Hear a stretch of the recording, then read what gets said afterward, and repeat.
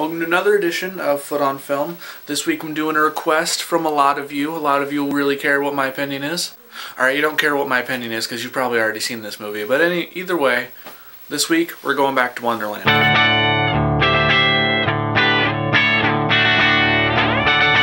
So welcome back. This week we're talking about Alice in Wonderland, the 2010 Tim Burton one, not the 1965 Disney one. I mean, it's a new Disney one, but it's Disney. Yeah. One of my main problems with this film is that it's called Alice in Wonderland. Yes, it has the Tim Burtons in front of it, but if no one sees, and if you know, Tim Burton is really small, it says Alice in Wonderland really big. This isn't a remake of Alice in Wonderland. This is technically a sequel to Alice in Wonderland. So it shouldn't be called Alice in Wonderland. Now, the book series, the sequel to Alice in Wonderland, is called Through the Looking Glass, but I'm pretty sure it doesn't follow that storyline either, because it's Tim Burton and he kind of does what he wants.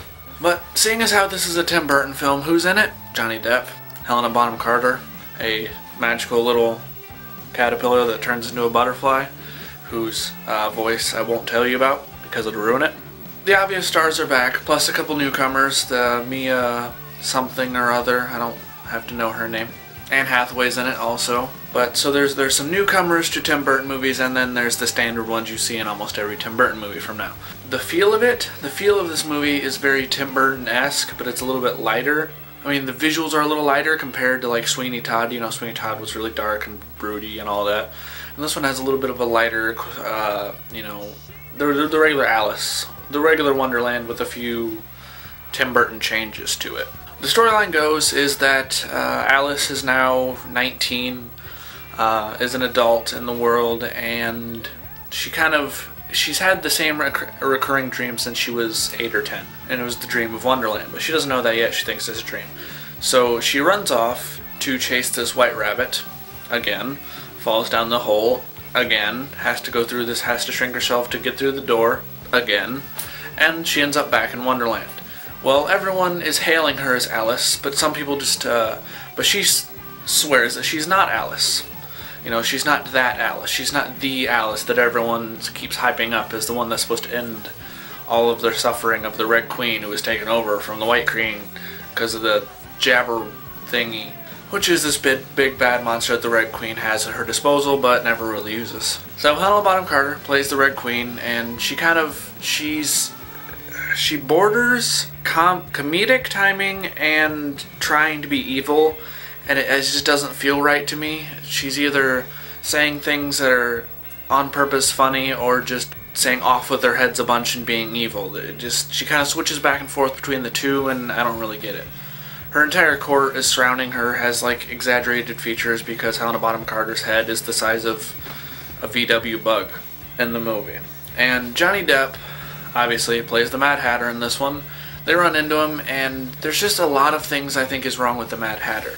He's kind of the second main character besides Alice, and I mean, he's played by Johnny Depp, so obviously he's going to be the second main character in any Tim Burton movie. They kind of make him the main character because they put him on all the posters, which of course is Johnny Depp, so, you know, anyone who loves Tim Burton is going to go see this anyway. But all of a sudden it's weird. He's mad? Yes. But does he have to have a Scottish accent? Half the time? No. Half the time, yes. He just can't seem to make up his mind what accent he's going for. He's either being dementedly mad, Scottish mad, or completely serious and sounds exactly like Johnny Depp. And there's no segue between these. There's no reason for him to be switching back and forth through all these. He just does it. And I don't really understand it. All the other characters you know and love, the Tweedles, the White Rabbit, the caterpillar thingy, the blue caterpillar, smokes whatever's in the hookah. So I don't think that this movie should be called Alice in Wonderland. There's a lot of things that really bugged me about this film, but none of this really matters because if you're a fan of Tim Burton, you've already seen the movie. If you're a fan of anything Tim Burton, you've already seen the movie. It's why I dislike Tim Burton movies so much. It's because they don't have to be good, Tim Burton just has to slap his name on them. It's like Nightmare Before Christmas. And when 9 came out, the tagline for it was from the director of Nightmare Before Christmas, and everyone started like instantly hyping it because they wanted to go see it because it was a Tim Burton film. Tim Burton had nothing to do with the movie 9, the letter, not the spelled out version, because that's a different movie and with different people. Tim Burton had nothing to do with the 9 movie. He was a producer on The Nightmare Before Christmas. He didn't direct it. The director of The Nightmare Before Christmas directed 9. But everyone went and see 9 because they thought it was directed by Tim Burton. They were wrong. This is why I don't like Tim Burton fans for the most part, because they just seem to think that anything Tim Burton ever touched is a Tim Burton original. They probably think he invented Batman. He didn't invent Batman. Batman invented himself. But the good parts about this movie, I didn't go see it in 3D. I saw the normal version. If you guys went and saw it in 3D, tell me how the 3D is. I saw a little bit of it, and I kind of noticed some parts that were definitely meant to be seen in 3D, and some parts that were just kind of, you know, yeah, okay, this might be in 3D, this might not be in 3D, but for the most part, there was other things that bugged me in this movie. There was the Red Queen's friend with the heart eye patch. His legs were really long, and every time he walked, it kind of looked really weird. It was really weird, his motions of walking, and I noticed it every time. Every time he walked, it kind of, his head moved in a weird way, and his feet didn't really... So I could tell a lot of it was green screen work and all put together, but if he wouldn't have been walking weird, I wouldn't have thought anything about it, you know. The Tweedles, you can kind of tell that their faces are kind of in these big things, and when they turn, you can kind of... The graphics weren't up to par as they weren't as seamless as I would have hoped for a movie that was going to end up in 3D. You really want it to be seamless if you're going to have a 3D movie of live action slash, you know, green screen cinematography stuff going on. I know, I've been down in this movie a lot, but it really did have a pretty cool... The locales and everything that they were at looked really great. All of the special effects work was great, besides the long-legged guy and the Tweedles. Other than that, it was all really great. And it was really inventive, and I like how Tim Burton put his style in there, but he didn't like trample over all the original stuff. He kind of just added new locales instead of Tim Burtoning up the originals. My rating for this, it was okay.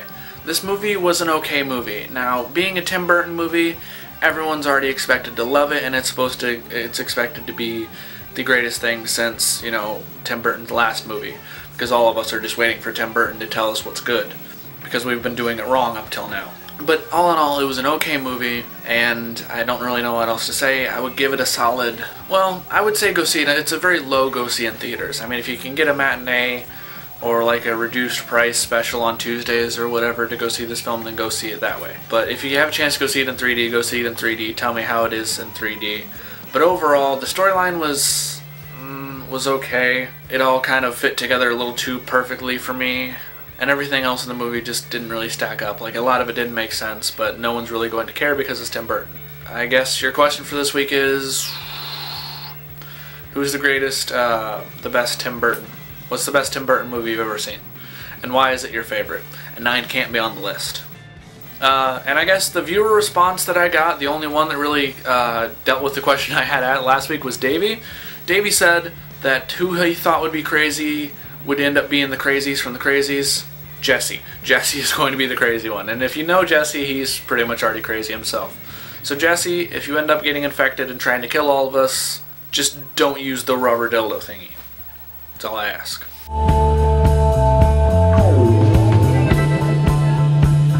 Next week, coming up for you, I have the buddy cop drama starring Bruce Willis and Tracy Morgan. It's Kevin Smith's new film that he directed but didn't write, so I'm kind of skeptical about it, but Cop Out's coming at you next week.